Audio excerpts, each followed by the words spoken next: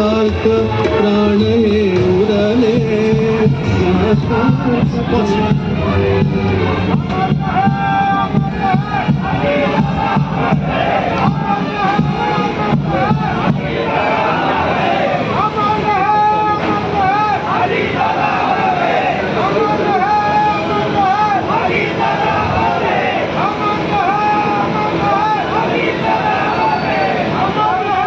माननीय अजितदादा यांचा महाराष्ट्रातील पहिला पुतळा आपल्या बारामतीमध्ये आपण या ठिकाणी वहिनींच्या हस्ते लोकार्पण करीत आहोत।